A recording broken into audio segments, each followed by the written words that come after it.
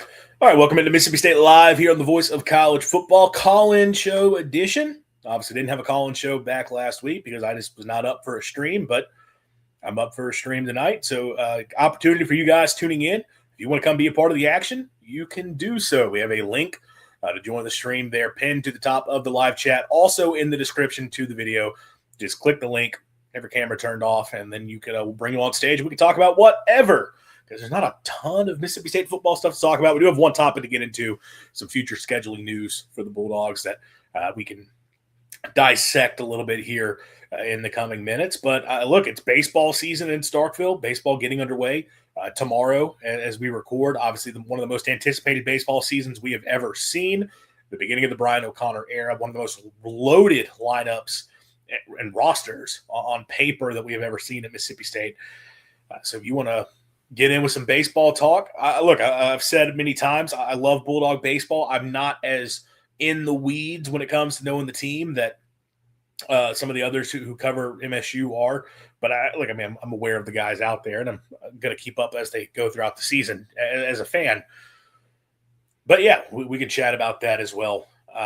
But yeah, happy to be back here on a Thursday night. If you are tuning in, if you can leave us a like on the video, subscribe to the channel if you're not already, and have the notifications turned on so you do know when we do go live, and tell all the Bulldog friends and family in your life about what we're doing here at Mississippi State Live. Bring them over to the channel, have them subscribe, have them come be a part of the action here as we continue to grow this thing. Sitting at 140 subscribers, let's make it 150, and then we'll continue to try to grow from there. Most important news of the day, by far the biggest, most important announcement is that Johnny Blue Sky is bringing out another album. Mutiny After Midnight. I cannot wait for that. It's the only thing to look forward to outside of Bulldog baseball, at least for me. So shout out to Johnny Blue Skies for continuing to completely rule the music game. Looking forward to seeing that. That's the only announcement today that matters. I guess there was some other thing that was made official like an hour ago, but who cares so much on that? I need to find things to talk about, so I'll give my thoughts. We all knew as soon as this was going to a Mississippi court, there is no way Chambliss was not getting another year. It was automatic. And look, I will say this. My unbiased opinion on that from the get-go has been, if genuinely you could show 2022 medically he could not compete, and that is the legitimate reason why he was not on the field for that year. It was not about a competition thing. It was not about wanting to play somebody else. It was purely medically he's not good to go. Okay, medical red shirt, grants another year. And in that case, if that's the case, him getting another year to play is not really crazy, right? We talk about guys getting a 4 years to play. This isn't even a Joey Aguilar thing where they're talking about, well, my JUCO years shouldn't count. Like his D2 years are counting here.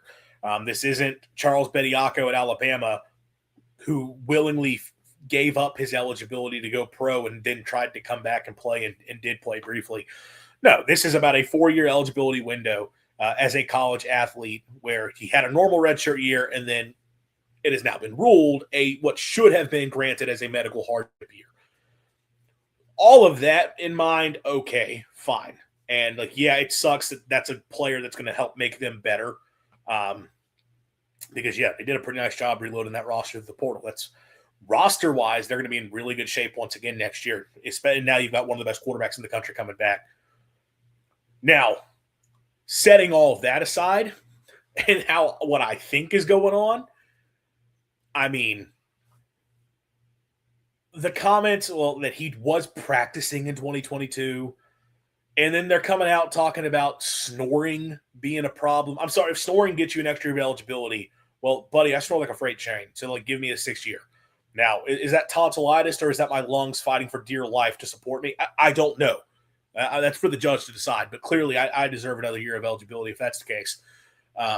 And they talk, what made you good to go in 2023 or 2024? We'll just take an over-the-counter medications that anybody can go get. And the fact that also the medical hardship waiver was not even issued, like it never even got submitted all the way through to begin with. And I know it's like, well, they thought the process was different or they just dropped the ball. I have a strong feeling if Ferris State thought Trinidad Chambliss had a chance to help them in 2022, he would have played in 2022. With everything being as it is. I'm not saying the guy didn't get sick. I'm not saying that that he was fully 100% ready to go. If the Trinidad Chambliss we saw today was at Ferris State in 2022, and it was the exact same, like, this dude is awesome, Trinidad Chambliss is playing in 2022. I feel very confident in saying that.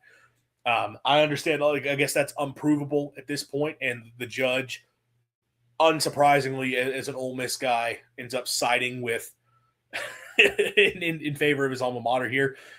But if you want to say, like, everything we have suggests that he wasn't supposed to play and then they were going to medically redshirt and it should have been granted, okay, I get all that. I think he would have played if they felt they needed him.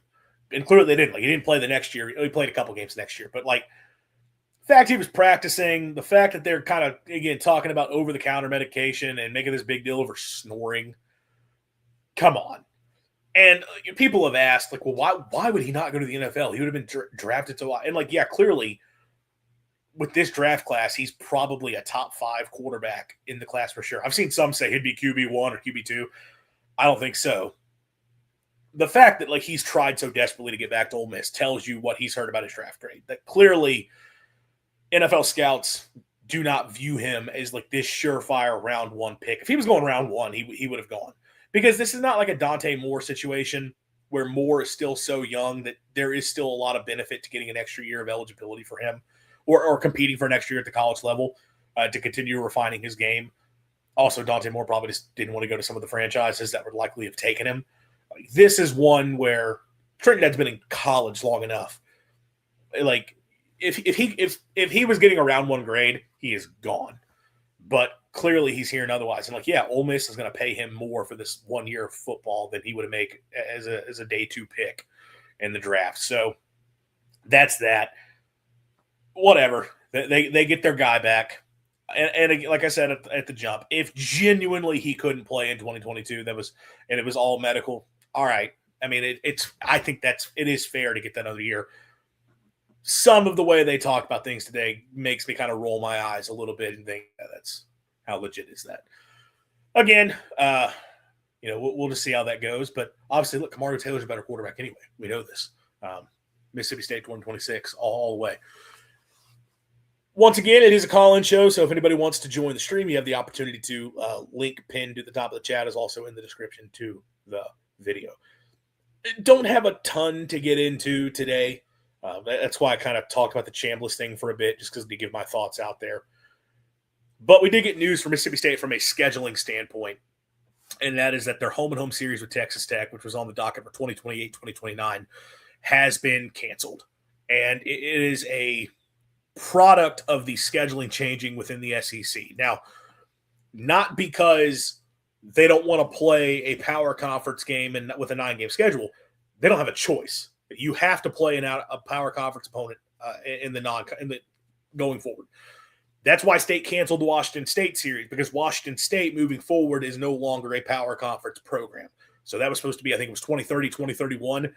The series with Wazoo was canceled because that no longer suffices as a power conference opponent in the non-conference slate. With Texas Tech, it's a scheduling thing. The way it was set up is State was supposed to play home versus Texas Tech in 2028 and then at Texas Tech in 2029. The reason this matters for State is because with the new 9-game SEC schedule, you were alternating years between having 4 or 5 SEC home games. And for State, even numbered years, they have 5 SEC home games. Odd number years, they have 4 SEC home games.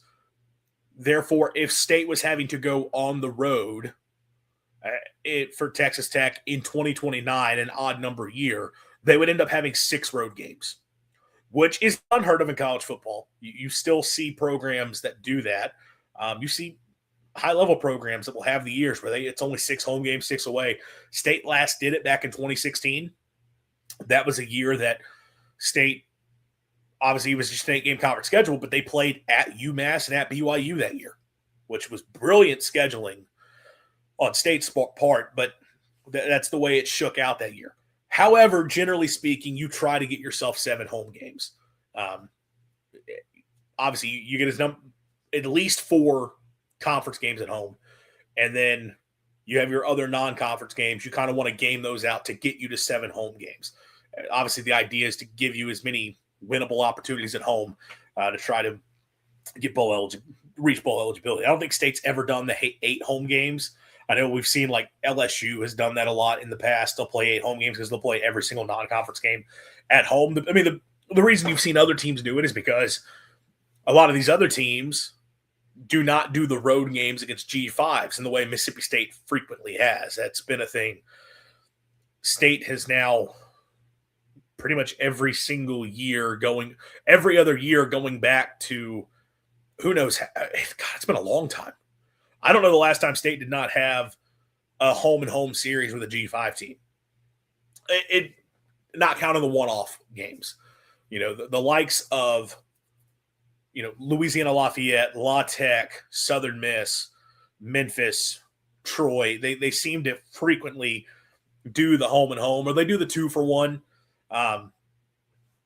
But they play those road games at the G5s. It's all a money-saving tactic that the previous administration was big on. And the argument is that, oh, well, you're going and putting yourself out in these recruiting areas that you go into, recruiting in South Mississippi, recruiting in Louisiana, recruiting in South Alabama, all those things.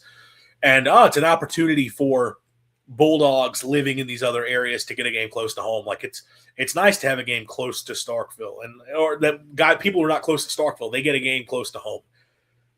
And sure, like, hey, 2015, Mississippi State opened the season at Southern Miss. I was in attendance because it was an hour away. It was easy to go. I didn't go to the Southern game this past year. I was not about look, we still didn't know what that team was going to be. The team ended up not being great, but they were good enough to handle business in those games. I was in no way, shape, or form going to be subjecting myself to the possibility of having to be in Hattiesburg for a loss to Southern Miss had that happened. Would not have worked for me at all. Plus, I mean, with the post-game live show, the writing stuff, it didn't make a whole lot of sense regardless. But yeah, I was not about to go make that trip. But I get it. It's nice for people to have that opportunity if you have a game closer to you, because you have a lot of fans in South Mississippi and in Louisiana and in Alabama and up in the Memphis area. Sure, having the game in your backyard's ideal. The reality is Mississippi State was doing this to save money so that they would not have to pay a big contract to these G5 teams to like, hey, come take a loss. It was all a money-saving venture for Mississippi State. That is an old way of thinking. That is a line of thinking that has to go by the wayside moving forward in the 9-game schedule. Mississippi State cannot play road games against G5 teams moving forward. That has to stop. And in the 2028-2029 seasons, State has a home-and-home scheduled with Memphis. They are at Memphis in 2028, home against Memphis in 2029. That's got to change. And that's part of why they had the Texas Tech series, because you would alternate between the two. Now with the 9-game schedule, because of the impact to the home road splits within the ACC, you have to get rid of those games. And what you have to game it is, for Mississippi State's sake, when it is a odd number year and you are playing 5 SEC road games, you've got to have your power conference team at home. Go on the road for the power conference in the even years, stay at home in the power conference in the odd years. That's how State has got to do this moving forward, because you've got to give yourself 7 home games. And I'm kind of already getting into, my full thoughts on this. And I guess I'll pause there briefly and come back around to it. In terms of losing the game against Texas Tech, it sucks a little bit, right? Because those are fun opportunities. Those are fun games to go play. I think there were people who were excited to go to Washington State. Pullman's a town that obviously has taken a lot of shots over the years, but I think it's an interesting trip going up to a part of the country a lot of fans have probably never been to. And it's a fun, unique program. Texas Tech, Lubbock, kind of the same way. It was very interesting, Lubbock, Pullman, and Starkville. Obviously, Mike Leach's stomping grounds, but also college towns that are routinely dunked on by outsiders, and people give them crap for, it's not that great of a place to go visit. But, I think it would have been a fun trip. Those are all programs that are pretty evenly matched with Mississippi State. Now, Texas Tech has gotten a lot better, obviously, these past few years. And will that continue moving forward with the NIL machine that they have going in Lubbock? That is certainly possible. I guess you would look at it now like, crap, that'd be a really tough couple games. And I don't think Mississippi State is moving away from this series because they're worried of losing to Texas Tech. It's all about maximizing the number of home games that you're going to play. But historically speaking, like when the rule was first implemented, that was back during Strickland's tenure, that you had to have a non-conference opponent that was of power conference caliber. Going with Kansas State, NC State, which that series wasn't finalized because of COVID, but you got the one game in. BYU was a part of it as well. Obviously, this was before their power conference program, but it still worked. Arizona State, Texas Tech, Washington State, Minnesota. Those are all the games that were put on the docket. State picked opponents that are comparable competitively, teams that you have a chance to play against. They did not go with the big marquee, we're going to go play Notre Dame. We're going to go play USC. We're going to go play Ohio State. They didn't go for that. Which, how much would those teams have wanted to play Mississippi State to begin with? I don't know. But they went with opponents where it's like, hey, we're meeting the requirement, but it's a game we can win. It should be a fun, competitive game. Interesting places to go play. Going to different cities, that's a fun travel opportunity for fans. I thought State did a really good job with how they went about that. It's more respectable than just, now you wouldn't say this anymore because they've gotten a lot better, but just, all right, who's going to play Kansas and Rutgers every single year, right? They did better than that. It is somewhat disappointing to see those games go away. However, if you get into my big picture view on what Mississippi State has to do as a program moving forward, State should always be looking to schedule for bowl eligibility. That's got to be priority number one. How do we make sure we are giving ourselves our best chance at getting 6 wins? Which has gotten tougher in a 9-game conference schedule. It was already tougher when you add in the fact now we have to play power conference opponents in the non-conference, which is staying. They're not moving away from that just because we're going to a 9-game schedule. There's going to be years where State's going to lose a non-conference game to one of those power conference teams, and it puts more pressure on you in SEC play. It gets tougher moving forward. It just does. But it's always got to be maximizing your potential to get to 6 wins. And this has been a big debate today because I know Ari Wasserman with I'm about to say The Athletic, that was his former job with On 3, talked about, there's been discussions, Ohio State and Alabama, are they going to cancel their series that they have coming up in the next few years? Because both of those programs are coming at it from the perspective of why would we play a game like this when it could potentially keep us out of the playoff? This year, the whole big argument was Texas. If Texas doesn't lose to Ohio State, Texas is in the playoff. And it's a stupid mentality because ultimately, in the case of Texas, hey man, just don't lose to Florida. That's why you were not a playoff team. But are Texas fans technically accurate when saying that if they had lost the games they did but beaten Texas State, they're in the playoff? There's a real possibility because they had good wins. They had good wins that a lot of these other teams didn't have. Now, I think they also had a lot of ugly showings that would have made you say, is that really a playoff team regardless?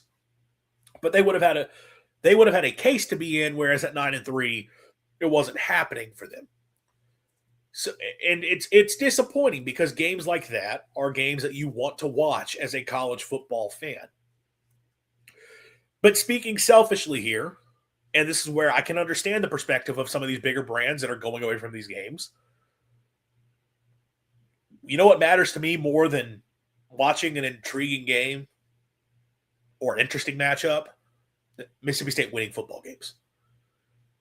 I remember I brought this up. I saw this a while ago. A few years back, Colorado, they had a non-conference slate. of, I think in a given year, it was Air Force, TCU, and Minnesota all in the same year, I think was what they did. And the Pac-12 was playing 9 conference games. And this was Colorado pre-Deion, which currently they're still Colorado with Deion. It's the same Colorado that it was pre-Deion at this point, now that Shedeur and Travis aren't there, but regardless.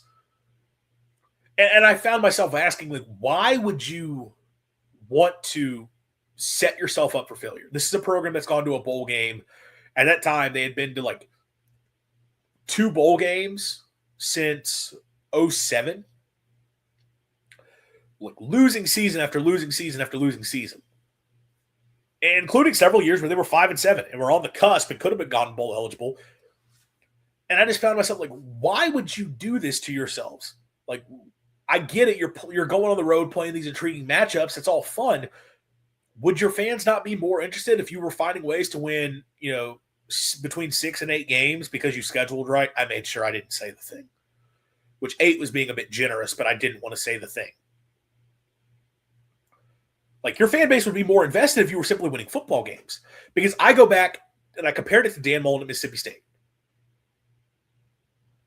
There was a stretch of scheduling in the 2000s where Mississippi State was like kind of making it tough on themselves.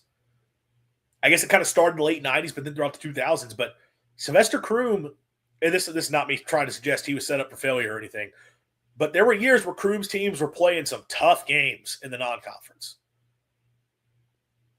And that continued up into the beginning of Mullen's tenure because a lot of people talk about 2009, Mississippi State, they won 3 conference games, but they went 5-7 because they had to play a top 20 Georgia Tech team and then a Houston team that had Case Keenum.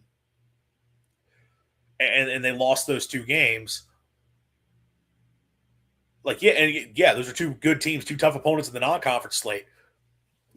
If you had scheduled weaker, they go to a bowl game easily. And obviously, as we talked about, Mullen continued. Well, throughout Mullen's tenure, they played the road games against the G5 for the same reason I talked about. But what they did was they stopped playing the power conference game. Obviously, they had the 1 year in 2013, they played the kickoff game against Oklahoma State, which they lost. But 2014, the non-conference slate in 2014, Southern Miss, UAB, South Alabama, and then it was UT Martin. Like, State's best team ever played horrible teams in the non-conference because they were setting themselves up to win football games.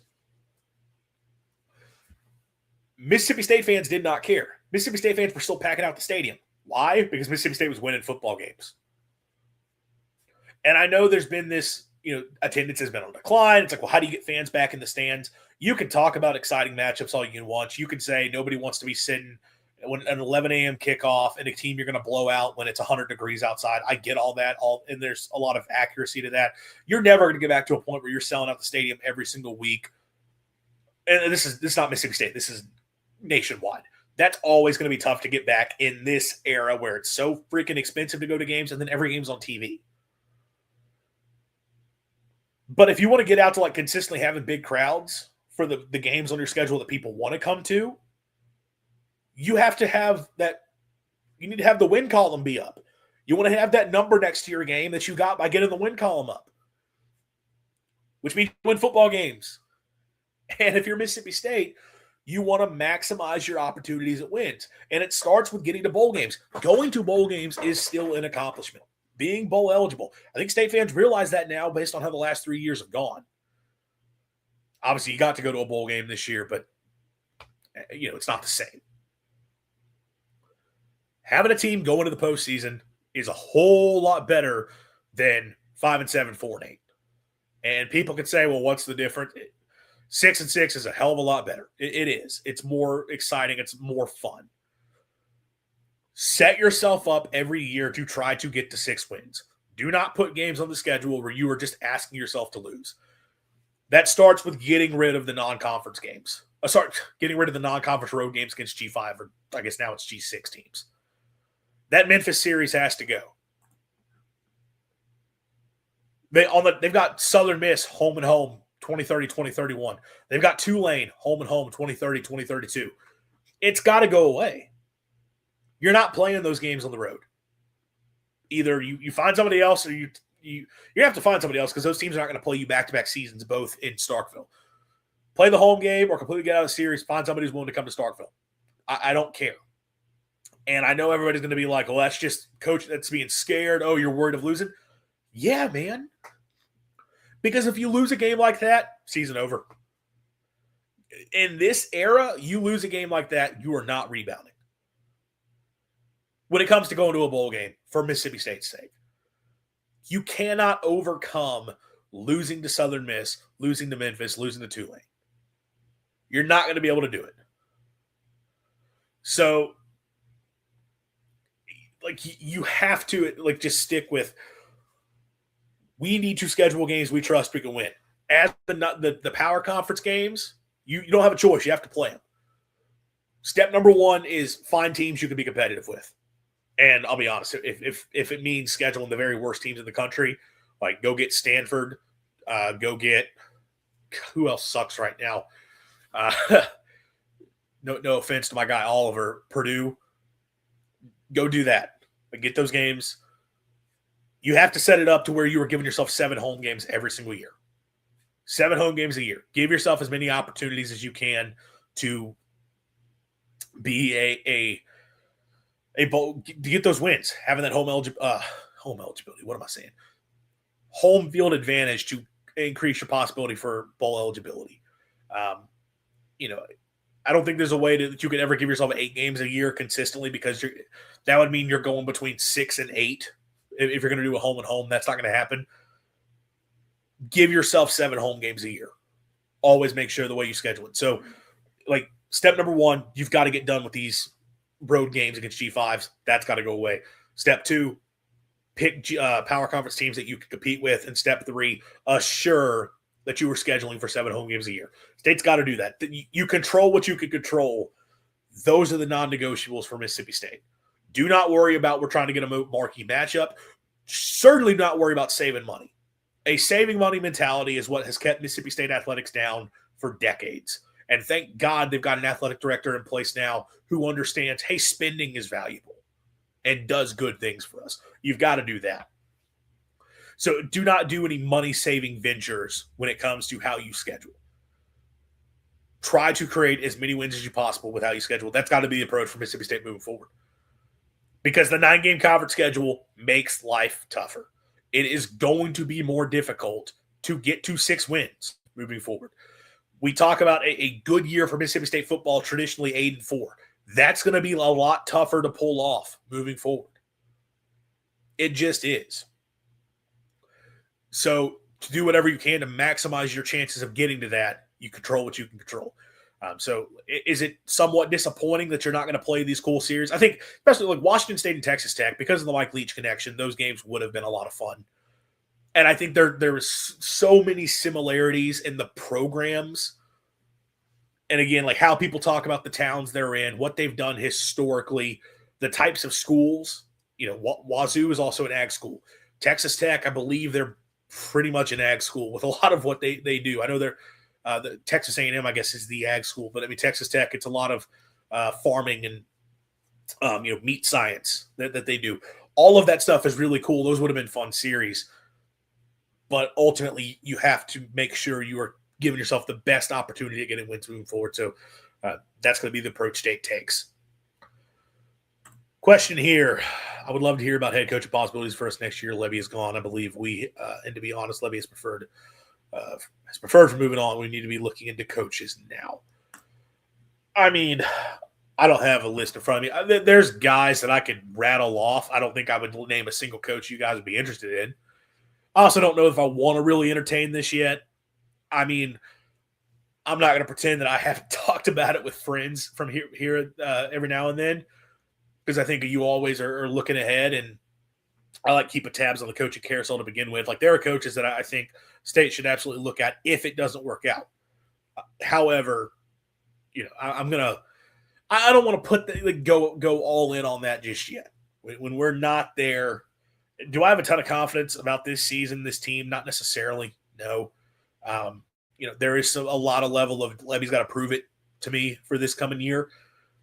But I won't start going on the the hot board list just yet. If the season starts off poorly in 2026, and I know people are going to – I know you're asking to hear it now and you're going to hold on for another 200 days essentially. But if the season starts to go poor, then sure.